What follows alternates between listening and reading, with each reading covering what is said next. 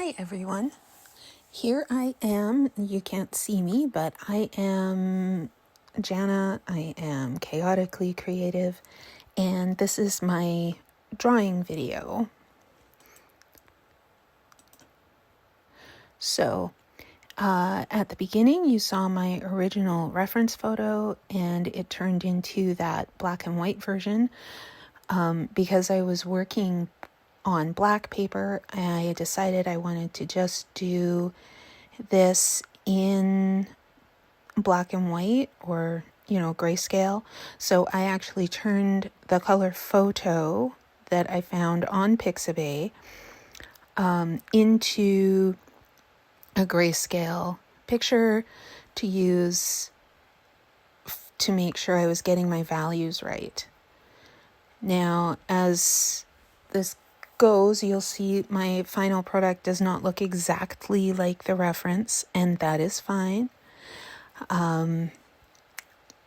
That's how art is. There's potential that I could have done a better job, taken more time. I don't know. I felt like I was starting to get overworked, and if I did much more to it, then it would have come out really badly if I had continued to work on it. So I just decided to stop when I thought I had done all I could do to make it look good. So let me tell you a bit about why I drew a wolf.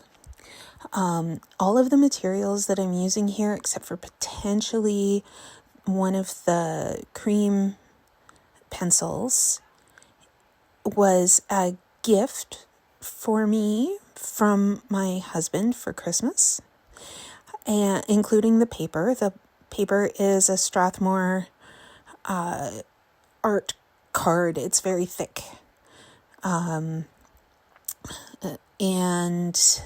like thicker than most cardstock. And so what I did was he gave me a bunch of light colored pencils and some fine liners and some Jelly Roll pens.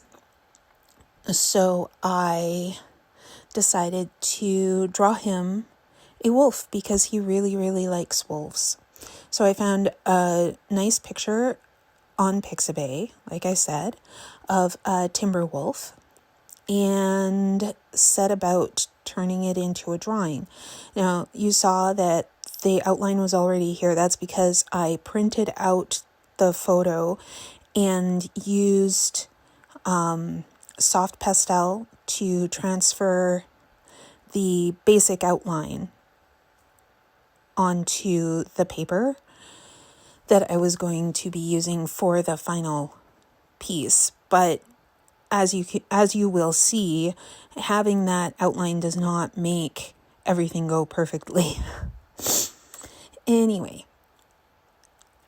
I decided that since I was using black paper and all these light colors to make a grayscale wolf, that I would use some metallic paints at the end.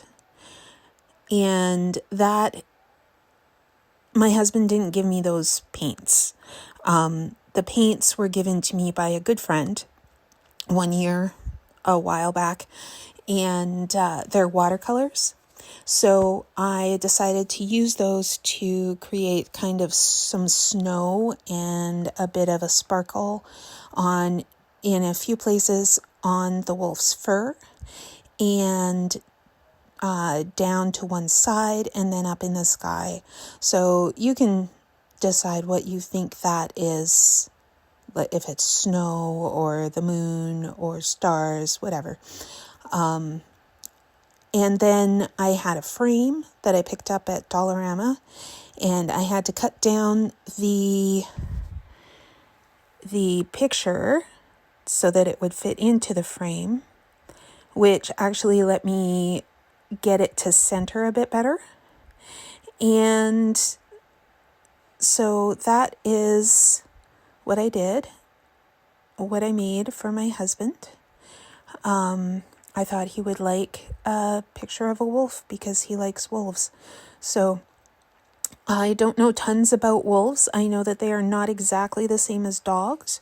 I know that if you have a wolf dog, you need to live on a lot of land that is very well fenced so that you can keep them contained and keep others around you safe. And I know that they are fairly destructive because they are very wild still. Like they're not domesticated. They maybe can be tamed, but they're not domesticated the way that dogs are. And I also, when I was a teenager, one of the women at our church had worked with the wolves on the movie Never Cry Wolf, which, if you don't know, which you may not if you're not Canadian, because that's a Canadian thing, is a movie based on a book that was written by a man named Farley Mowat, and he wrote some novels. They are novels, but he wrote Never Cry Wolf as if it was true, and some of what is in the book about wolves is true and some of it isn't. And it was this whole thing, and people think that it really happened, but it didn't, and it's just very weird. So that was a scandal in Canada.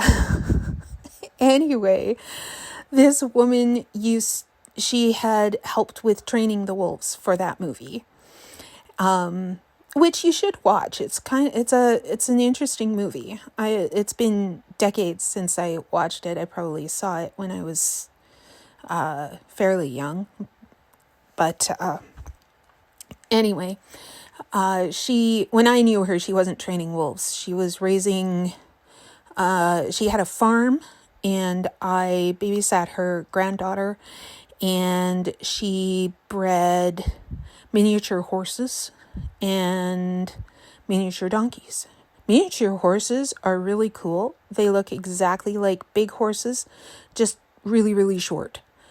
Like it's not like a foal, a baby horse is not the same as a miniature horse. The proportions are different when it's a foal that's going to be a full-size horse. There's just some differences in the way that the proportions of the legs to the body and stuff, and a miniature horse is far different in terms of its proportions. Like they're actually proportionate to themselves. Their bodies and their legs and their heads actually all fit together, and nothing looks too big or too long or whatever. Yeah. Oh, so the pencils that I'm using are Prismacolors, and they're mostly Premier, except for one, which is a Scholar, because it was a gift at the same time as the metallic paints that I used, and my husband didn't get me that color in the Premier. So that is because Scholar doesn't come in singles, they only come in sets, but Premier you can buy just specific colors. And